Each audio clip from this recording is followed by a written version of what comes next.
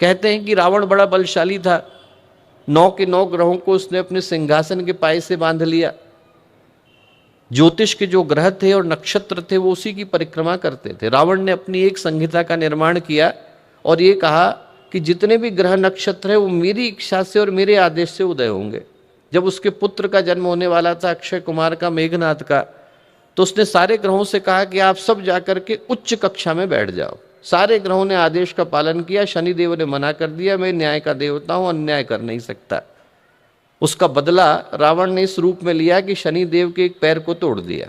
बाकी के ग्रहों की तुलना में शनिदेव धीरे चलते हैं, ड्योढ़ी लगती है। इतना बलशाली रावण।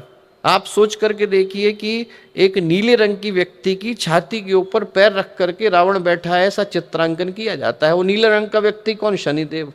जिन शनिदेव से पूरी की पूरी दुनिया डरती है, उनकी छाती के ऊपर पैर रख करके बैठने वाला रावण, उससे ज्यादा बलशाली कौन? बाली। बाली ने रावण को अपनी कांख के अंदर दबा लिया, 6 महीने तक घूमता रहा, अनुनय विनय करना पड़ा, तब जाकर के बाली ने रावण को छोड़ा। और बाली से ज्यादा बलवान कौन? भगवान राम। आप सोच करके देखिए, हर बलशाली से बलशाली कोई ना कोई इस दुनिया में है। और एक क्षण को मान भी लिया जाए कि दुनिया का एक ही सारा का सारा बल एक ही व्यक्ति लेकर के बैठा है, उससे ज्यादा बलशाली दुनिया में कोई है ही नहीं, तो भी अमरता लिखा करके तो आया नहीं।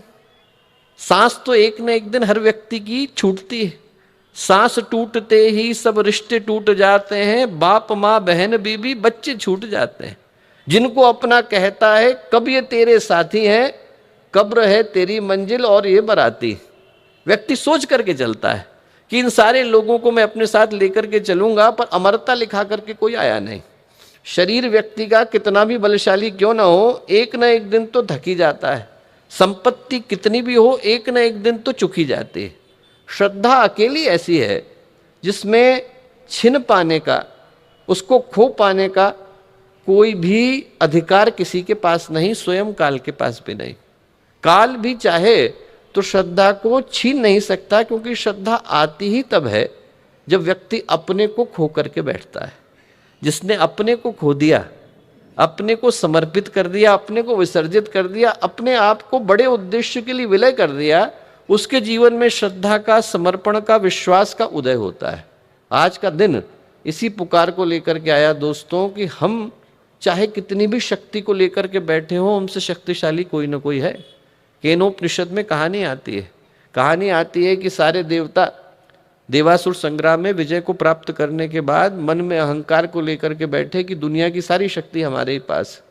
एक बड़े दिव्य पुरुष प्रकट हुए, उनका प्रकाश, उनका तेज इतना ज़्यादा था कि देवताओं को भी आंखें बंद करने के लिए मजबूर होना पड़ा। उनके मन में स्वाभाविक जिज्ञासा हुई कि ये कौन व्यक्ति है, जा करके देखें।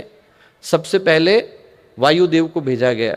पवन देव गए, उनने अपना परिचय दिया, बोले मुझे शास्त्रों में मातरिश्वा कह करके पुकारते हैं। मातरिश्वा का अर्थ है कि जिसका कोई आधार नहीं है, उसको उड़ा पाने की सामर्थ्य मैं अपने पास सुरक्षित रखता हूँ। दुनिया में ऐसी कोई चीज नहीं, वायुदेव ने कहा, जिसको मैं उड़ा ना सकूं। पहाड़ों को उड़ा सकता हूँ, पेड़ों को उड़ा सकता हूँ, आंधियों को जन्म दे सकता हूँ, तूफानों को जन्म दे सकता हूँ। बहुत लंबा परिचय उनने अपना दिया।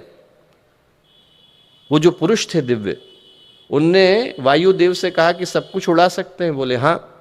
उनने एक तिनका जमीन पर रख दिया, बोले इसको उड़ा करके दिखाओ। पूरा जोर लगा लिया, पूरी शक्ति लगा ली, पूरा बल लगा लिया, तिनका अपनी जगह से हिल करके नहीं दिया। अग्निदेव गए, अग्निदेव ने अपना परिचय दिया, मुझे जातवेदा कहते हैं, दुनिया में ऐसा कुछ नहीं जो मेरे परिचय क्षेत्र से बाहर हो। ऐसी कोई चीज नहीं जिसको मैं जला ना सकता हूं, हर चीज को भस्म कर देने की सामर्थ्य मेरे पास है। उन दिव्य पुरुष ने कहा कि सब कुछ जला सकते हो? सब कुछ जला सकता हूं। जमीन पे तिनका रख दिया, बोले इसको जला सकते हो? उनने पूरा जोर लगा लिया, पर उस तिनके को जला पाना उनके लिए संभव नहीं हो सका। घबरा करके माँ भगवती के पास गए, माँ गायत्री के पास गए, भवानी के पास गए, उनसे प्रार्थना करी। केनोपनिषद की कहानी है।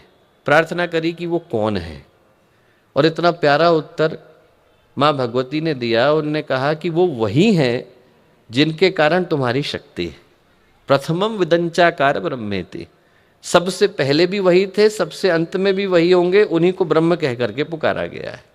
इस संसार में हर शक्तिशाली से शक्तिशाली कोई न कोई है। सिर्फ एक चीज ऐसी है जिस पर किसी शक्ति का अधिकार नहीं, उसका नाम है समर्पण। इंसान जब अपने को खो देता है तब उसके जीवन में श्रद्धा का, समर्पण का, विश्वास का उदय होता है। जो अपने को खो करके बैठा है उससे आप छीनोगे क्या?